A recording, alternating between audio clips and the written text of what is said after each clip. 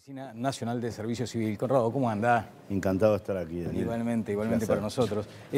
¿Cómo debe leerse, por ejemplo, esta posición asumida por una dirigente conocida como Valeria Ripoll? Bueno, es celebrarlo, ¿no? De que se acumulen las voces de que la entrada a la función pública por concursos, ya sea de oposición y méritos o méritos antecedentes, tiene que ser la forma normal de ingreso, ¿no? Sí. En la administración central hay que decirlo que esto ha funcionado muy bien. Sí. Diríamos que lo que es Uruguay Concursa, hoy en día se conoce así, con las distintas modalidades contractuales, desde becarios hasta lo que son presbrisoriatos o presupuestados, se entra por concurso a la administración pública en el marco de la administración central, con algunas muy poquitas excepciones, pero luego en el resto de la administración descentralizada, servicios descentralizados, empresas públicas, lo que se hace es, se anuncia el concurso o el llamado en la página de Uruguay Concursa, pero Uruguay Concursa no interviene en las distintas etapas del procedimiento. Allí me parece, Conrado, que sería interesante marcar, cuando a veces se habla con mucha naturalidad de los organismos del 220, viste que lo tomamos casi que como un cliché, allí están vinculados los organismos del gobierno central, porque el 221 que tú mencionabas ahora es el que tiene que ver con entes comerciales, industriales y del Estado. ¿Es correcto? Exactamente. Bueno, hace algunos días estuviste involucrado en una polémica porque desde primaria se envía información que efectivamente luego queda demostrado que no era así. Pero la reacción fue decir, mándenme los números correctos. Hablábamos de maestros que tenían licencia médica y que no iban a trabajar al sector público, algunos lo hacían al sector privado. ¿Llegó la información? Bueno, sí, en realidad se hicieron públicas algunas de las cifras. Se hablaba de que 600 y pico de personas, luego esa cifra se extendió, pero también para incorporando aquellas licencias que estaban por más de 90 días. En primer lugar, lo que yo quisiera decir es que, bueno, hay aprendizajes para mí también, ¿no? Cuando uno recibe una cifra, aunque sea una cifra dada por una autoridad oficial, si no es una cifra producida por uno mismo, hay que hablar diríamos con precaución. Entonces, muchas veces se habla en conjuntivo, parecería que, habría que, y bueno, son aprendizajes que se tienen. Uruguay de cualquier manera, el problema existe. Claro, Uruguay adolece de cifras, ¿no? De forma de medir mejor. Bueno, eso es una, lo que decís es algo que es así. No hay o se está avanzando lentamente en la producción y acumulación y uso sistemático de cifras para producir información y tomar decisiones de política. Claro. Por ejemplo, no conocemos en el Estado cuántas personas tiene este problema de que quizás es declarado incapaz por problemas físicos o mentales por su organismo, pero luego no llegan al baremo del Banco de Previsión Social para declarar incapacidad total. Sí. Entonces, cuando esa persona no puede ser redistribuida en algún otro lugar, queda en su casa cobrando el salario, y eso es un problema, problema a resolver, pero para eso primero tenemos que saber dónde estamos parados. Cuántas personas tenemos en esa situación y no lo conocemos. Ahí, por ejemplo, el gráfico dice claramente el mundo del empleo público. ¿Puede decirse, Conrado, que es un mundo opaco? Bueno, no. A la luz de esto que estás diciendo. No, hay claroscuros. Hay lugares, hoy en día conocemos mucho más los vínculos que tienen los funcionarios con el Estado, si son presupuestados, si son contratos temporales, si son becarios, pasantes, y esto podríamos decir que ese tipo de vínculos, si bien hay todavía márgenes de error, porque la información no proviene directamente del BPS o los organismos cuando brindan la información a Servicio Civil, no siempre la información es exacta, hay que hacer mucho chequeo. Esa información ha mejorado. Sin embargo, por ejemplo, en materia de remuneraciones, es muy poco lo que conocemos. La Contraloría General de la Nación tiene información sobre la administración central. Esa afirmación, en materia de remuneraciones en el Estado, es muy poco lo que conocemos, lo está diciendo el director de la Oficina de Servicio Civil. Sí, pero te lo podría decir el director de OPP o te lo podría decir el propio Ministerio de Economía y Finanzas, que conocemos muy poco de la composición salarial justamente en los organismos, en las entes autónomos, industriales y comerciales del Estado, no conocemos todo el cúmulo de compensaciones que puede cobrar una gerencia, y por lo tanto conocer cuánto cobra cada funcionario y el total de su remuneración fuera de la administración central, no tenemos datos exactos. Campo fértil para inequidades de toda naturaleza. Lógicamente. ¿Y cómo hace muchos años que Conrado Ramos viene trabajando en esto, no es ningún principiante, no es ningún iniciado. De hecho, como ciudadanos, yo el otro día te lo comentaba, dio cierta tranquilidad que asumieras un fierro caliente también, pero no por lo que pudo haber quedado, sino porque el tema en sí mismo es complejo, ya habías estado ocupando posiciones más o menos relevantes allí. Ahora, ¿cuánto tiempo le cuesta al Estado, nos cuesta a nosotros como país resolver estos problemas? Que no se sepa cuánto gana la gente en el Estado. Bueno, justamente para eso estamos trabajando en un sistema de información unificada de los recursos humanos del Estado.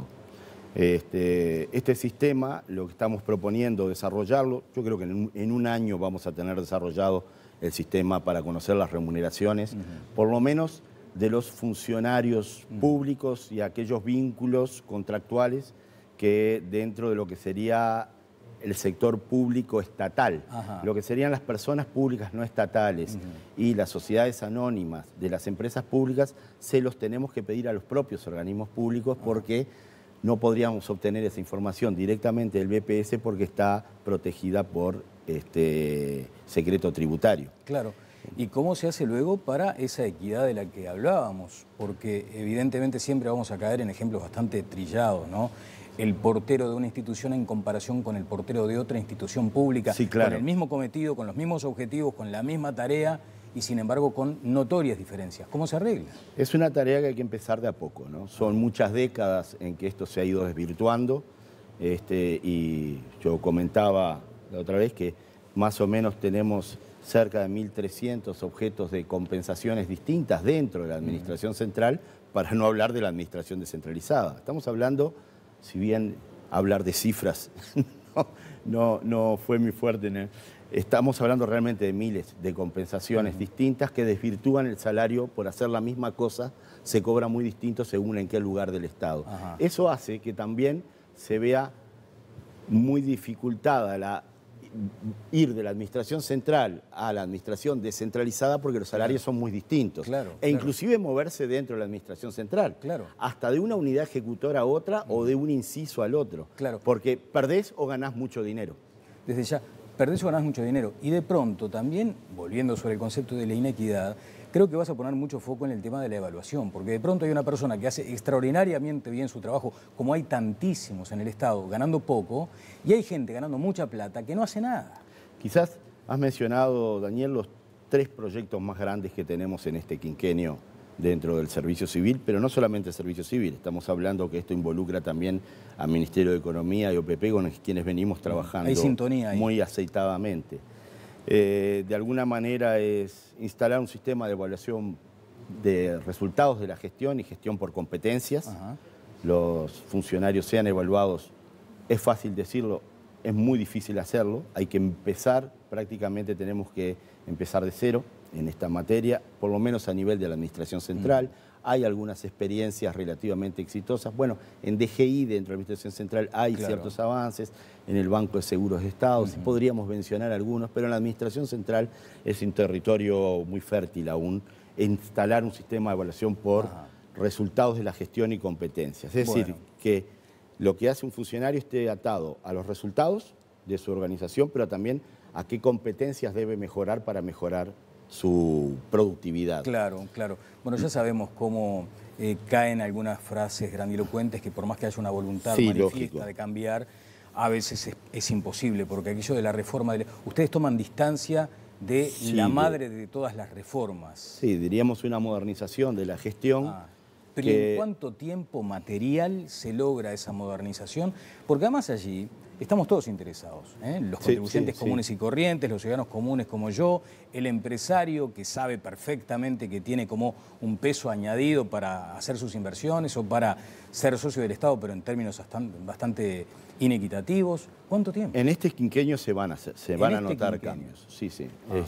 Tanto en temas de evaluación, comenzaremos con sistemas de evaluación, solamente que hay que decir que estos son también cambios culturales muy profundos, que las jerarquías intermedias también, que hay que concursarlas, que hoy en día las jerarquías intermedias son todas digitadas, no son concursadas, que hay que empezar a concursarlas también, tengan las capacidades de liderazgo y tengan los conocimientos como para aplicar evaluaciones de desempeño, implica mucha capacitación a todo nivel, capacitación a nivel jerárquico y a capacitación a nivel de funcionarios. El otro gran proyecto es instalar un nuevo sistema de carrera que tienda a resolver los problemas estos de inequidades brutales salariales, que una persona por hacer la misma cosa cobra muy distinto, según las compensaciones estas que les... ¿Cuántas había? ¿Cuántos tipos de compensación? 1.300 aproximadamente. 1.300 distintas formas de distintas formas de compensar a un funcionario. En la administración central, en la administración descentralizada y otros tantos. Entonces, que el funcionario que por desarrollar un ingeniero de vialidad, entra a hacer carrera como ingeniero de vialidad, ya entre cobrando más o menos lo que haría competitivo el concurso de ingeniero de vialidad y no lo tenga que contratar por la corporación vial o por un fideicomiso de la CND o que tenga que apelar al Estado paralelo para poder traer al Estado o los funcionarios de AGESIC. ¿Qué es eso del Estado paralelo? Y es el Estado por contratos por fuera de la carrera administrativa. O sea, los que entran por la ventana. No necesariamente, porque muchos de estos contratos han concursado. Otros no son tan claros. Pero sabés perfectamente que ese es el concepto, pero sí no pertenecen a la carrera y no generan memorias institucionales. De alguna manera es una especie de tercerización del Estado en actividades que son esenciales. Muchas de ellas, diseño de políticas, control, regulación, inspecciones en la Dinama. Que tengas una Dinama toda, en su gran mayoría, armada por contratos por fuera de la carrera administrativa, estás realizando tareas inspectivas gente que no son funcionarios públicos. Ya que tomas el tema del medio ambiente en este caso, ¿el nuevo ministerio, va a generar más gastos al Estado en materia presupuestaria? Sí, genera gastos. Toda creación de un ministerio genera gastos. El problema es estar en diseñar un ministerio donde se saca la mejor eficiencia de cada peso y cada vacante que se vaya a destinar a la creación. Pero se dice que no, se dice ministerio. que simplemente se trata de una redistribución. No, siempre generan algún costo la creación de un nuevo ministerio. ¿Y es este marco el adecuado para la creación de un nuevo ministerio? Bueno, es un contexto muy restrictivo y por lo tanto la creación, si bien no es un gasto que se parte todo de cero porque hay redistribución de funciones de otros lugares o convertir muchos de estos contratos que están por fuera de la carrera, llevarlos a vacantes para la construcción del ministerio, de repente cuando tenemos que mirar cuánto se le están pagando a estos contratos y cuánto saldría la nueva vacante. O sea, son todavía cálculos y un armado en el que estamos trabajando, ¿no? ¿Cuántos cargos de particular confianza hay en el Estado uruguayo? Bueno, esa es la pregunta del millón, porque hay distintos tipos de cargos de confianza. ¿Sobre qué concepto de cargo de confianza partís vos? ¿Que has estudiado el tema? Yo parto de un concepto amplio de cargo de confianza. Y esa respuesta no te la podría contestar hoy en día. Si bien estamos haciendo esfuerzos por saber número, afinarlo, tirar ahora sería otra vez volver a tirar un número arriesgadamente. Pero ni siquiera una banda ahí, por ejemplo. Pero sí tenemos cargos que son Q, que son creación legal, como cargos de confianza, y otros cargos que se dan, que son prácticamente equivalentes en su jerarquía a un cargo Q, pero no es una creación legal, pero se dan por confianza política. Y te podría decir que son muchos en la administración descentralizada, son un poco menos en la administración central, pero de cualquier manera, si tú me preguntás a mi criterio, fueron y siguen siendo demasiados. Fueron y siguen siendo demasiados. ¿Con qué peso en el presupuesto, por ejemplo?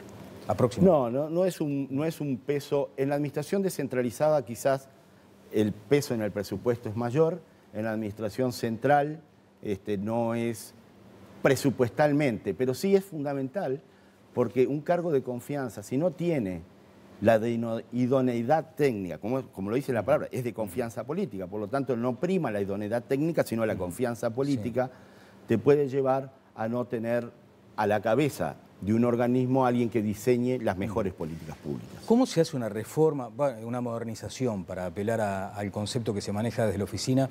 ¿Cómo se hace para llevar adelante una modernización que involucre además a las empresas subsidiarias de las grandes compañías? Bueno, ahora justamente en la ley de presupuesto, en las rondas que estamos haciendo, MEF, OPP, Servicio Civil, con cada uno de los organismos, que son 3 instancias de negociación, pero con cada uno de ellos se está tratando de que, por ejemplo, hoy estábamos con el Ministerio de Transporte, dice, bueno, se discute el presupuesto del Ministerio de Transporte, pero también viendo cuánto tiene la CND, cuánto tiene la Corporación Vial, cuánto se va a gastar en el ferrocarril, o sea que se ve una mirada mucho más integral del costo de lo que tiene que ser un ministerio.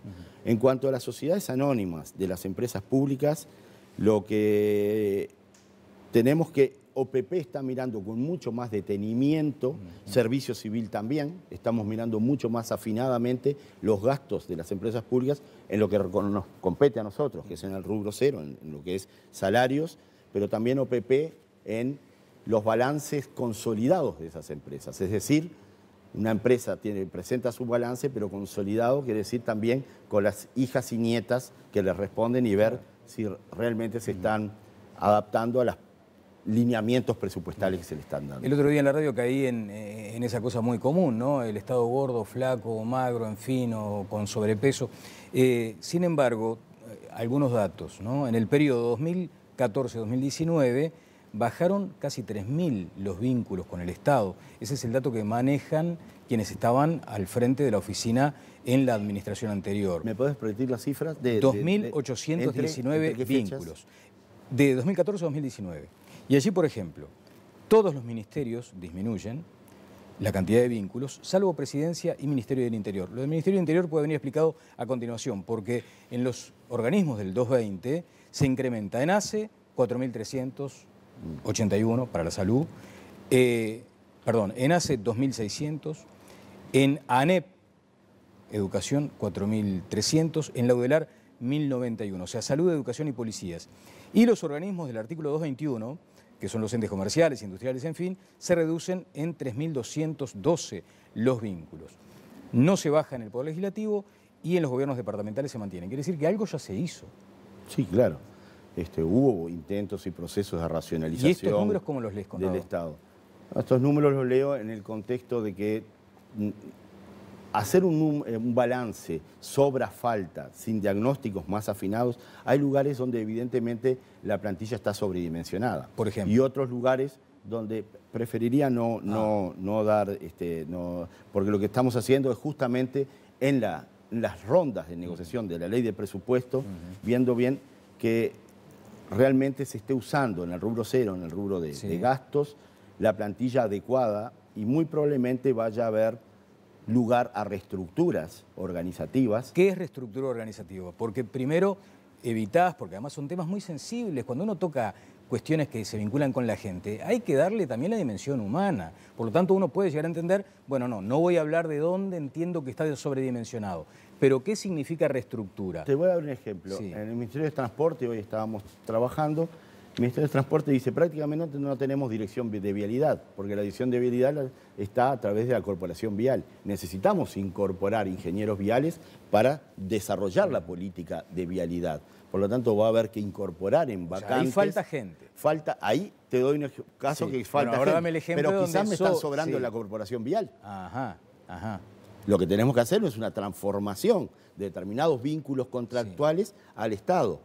Quizás me estén faltando en algunas áreas de mantenimiento de obra que podrían hacerse por empresas privadas y yo estoy necesitando gente que me sepa diseñar la política pública o planificar hacia adelante las infraestructuras o por lo general controlar o regular determinadas áreas. En relación con otros países, la dimensión de nuestro servicio público, ¿está acorde? Exacto. Ahí es donde vamos a eso del gordo, flaco, magro.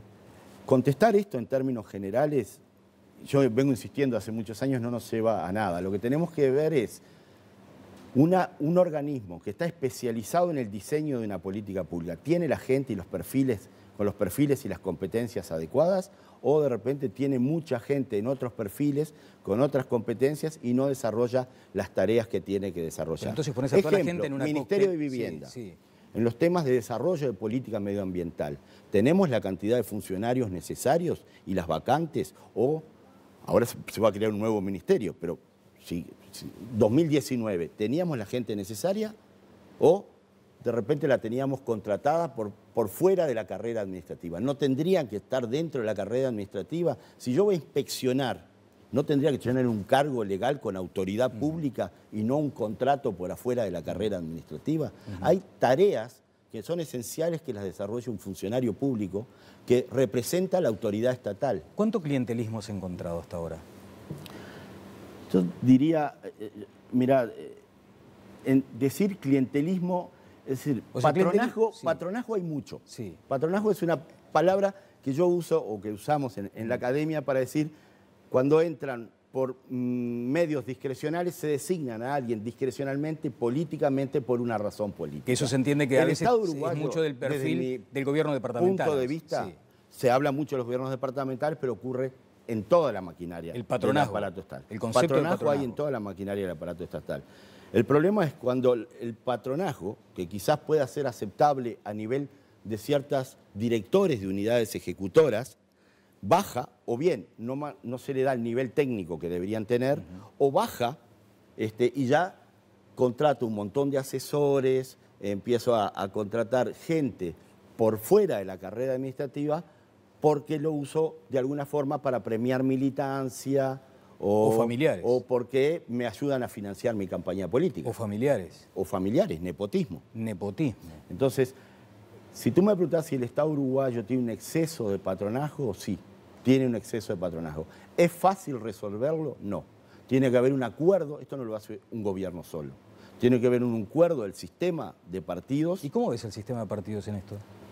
No lo veo todavía con la madurez como para poder, al sistema de partidos en su conjunto, como para poder decir, bueno, el Uruguay disminuye el patronazgo en el Estado y lo lleva a niveles más racionales, donde decir, bueno, este patronazgo es funcional a la calidad de las políticas públicas. Hay que avanzar mucho sobre eso. Una cosa es que los partidos no estén maduros, como se dice. Otra muy distinta es que los partidos no tengan interés porque esto es funcional también. Son muchas las razones. Desde financiamiento, desde acuerdos de coalición, que los tenía el Frente, los tiene la coalición multicolor, y por lo tanto el país sobrevive con niveles de patronazgo que desde mi punto de vista son demasiado amplios, pero tampoco son a niveles de República Dominicana o Paraguay u otros lugares donde todo es patronazgo. Esta cifra que te da, por ejemplo, o sea, tomando como referencia el 2000, allí hay unos 246.400 vínculos laborales con el Estado, llegamos a 312.878 en el 2019. Yo diría que en términos generales es un aumento importante, pero es un aumento que también está justificado por que es un Estado que ha incorporado funciones en materia de salud, de seguridad ciudadana, de educación, pero si mirando con lupa y con peine fino, te diría que hay que hacer un estudio pormenorizado de organismo por organismo y ver si no hay plantillas sobredimensionadas y otras donde es necesario hacer incorporaciones de funcionarios, no tanto de contratos por fuera de la carrera. Como sé que también te apasiona la política, voy a incursionar en algunos aspectos que tienen que ver con tu gestión, pero también con lo político partidario. Porque por estas horas hubo algunos choques que tienen que ver también con aquello de lo técnico y lo político. Entonces uno se pregunta, ¿cuál es el perfil que debe tener el funcionario, el servidor público? ¿Técnico o político? La gobernanza de las empresas, al final de cuentas, ¿cómo debe conformarse? ¿Con un criterio predominantemente técnico o político? Una cancillería, por ejemplo, ¿debe ser muy una máquina técnica o debe tener cintura política? Es una vieja discusión, ¿no? Es una discusión que cada sistema político la salda de manera distinta. Si tú me preguntás mi visión o tal Fito Garcés, que no... en el Departamento de Ciencias Políticas defendemos el sistema de partidos uruguayo, yo creo que tiene que ser una combinación. Ahora, esa combinación es muy delicada. Debe haber cargos de confianza político, pero que tengan un perfil técnico. Yo vengo sosteniendo hace mucho tiempo que uno de los roles que podría tener la Oficina de Servicio Civil es hacer un informe al Poder Ejecutivo sobre las designaciones discrecionales que hace en el Poder Ejecutivo y que haga un informe sobre la idoneidad técnica de quienes son designados directamente.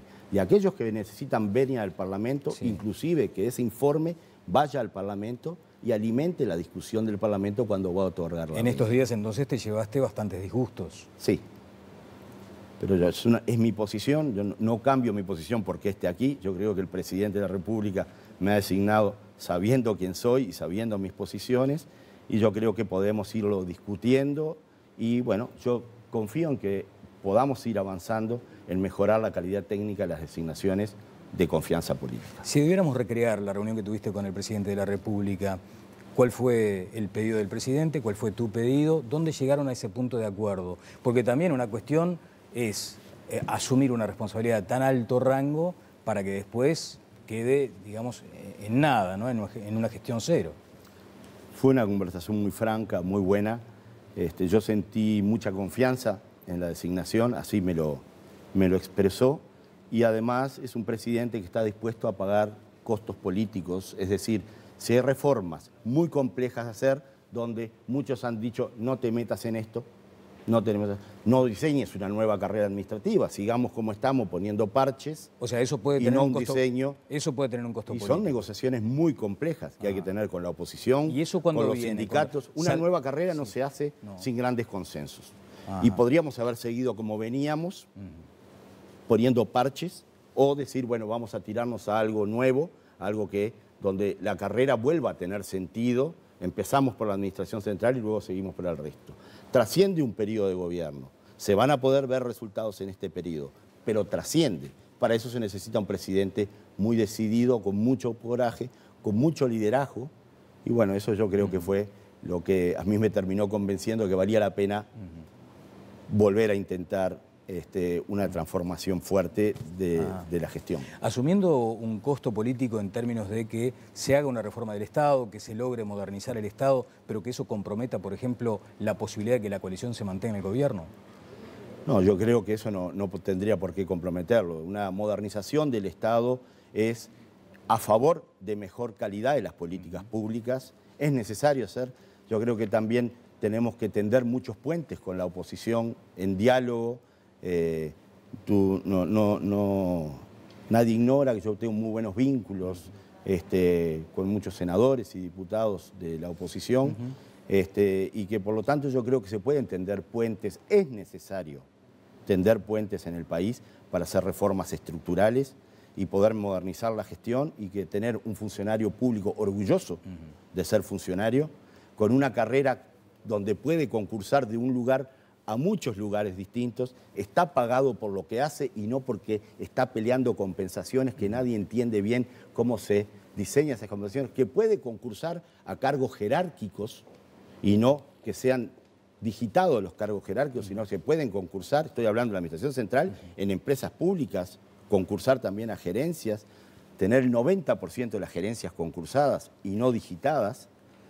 Entonces, yo creo que vale la pena tratar esto porque la ciudadanía se lo merece en primer lugar, claro.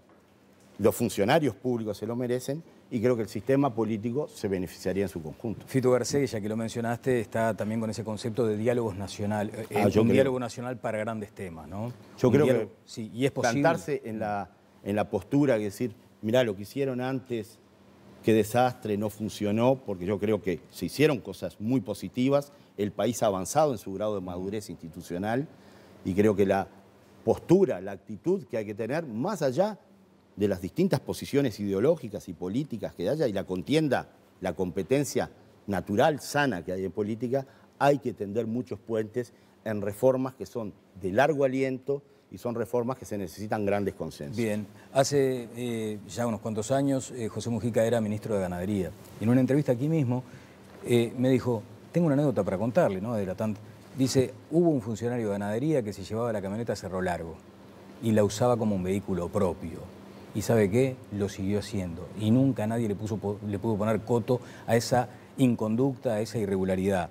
Y el otro día te escuchaba hablar, por ejemplo, de una Comisión Nacional de Servicio Civil en el que se analice, de alguna forma, la actuación de empleados públicos. O sea, se recomiendan, hasta donde sé, 10 y 15 destituciones por delitos u omisiones muy flagrantes. No ir a trabajar, lo que decíamos hoy, estar implicados en asuntos de drogas, hurtos, violencia doméstica. Hace muchos años se viene haciendo eso. Lo que pasa es lo que quizás el aspecto que menos se conoce, pero el Uruguay ha avanzado mucho en eso, se viene haciendo, se va a seguir haciendo.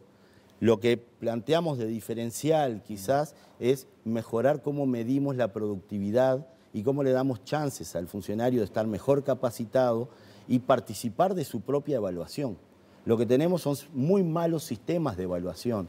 Cuando un funcionario está mal evaluado, el funcionario no cree en la evaluación, estamos en problemas. Entonces, vamos a trabajar mucho con los funcionarios, que la ciudadanía sepa que sus dineros están siendo bien usados porque el funcionario está siendo evaluado. Tenemos que resolver temas muy grandes, como si el funcionario trabaja 6 horas y media, 7 y media, tenemos 8 distintos horarios, distintas compensaciones. Hay que trabajar mucho en esta materia. Muchas gracias, Conrado. También te digo una cosa, el otro día en un trámite en una oficina pública, por internet me dijeron que estuviera a las 10 de la mañana, a las 10 de la mañana en la pantalla estaba mi nombre y a las 10:01 me estaban atendiendo, ¿no? Hay áreas que se ha mejorado mucho y te diría, el último aviso que es AGESIC, por ejemplo, que el 85% de los trámites están en línea, pero no quiere decir que esos trámites hayan sido rediseñados sus procesos. Entonces quizás a la tercera vez que tú cliqueas algo tenés que ir al ministerio. Claro. Lo que tenemos que hacer es seguir trabajando en el rediseño y digitalizar los trámites. Muchas gracias, Conrado. No, por favor. Conrado Ramos estuvo con nosotros, el director de la Oficina Nacional de Servicio Civil.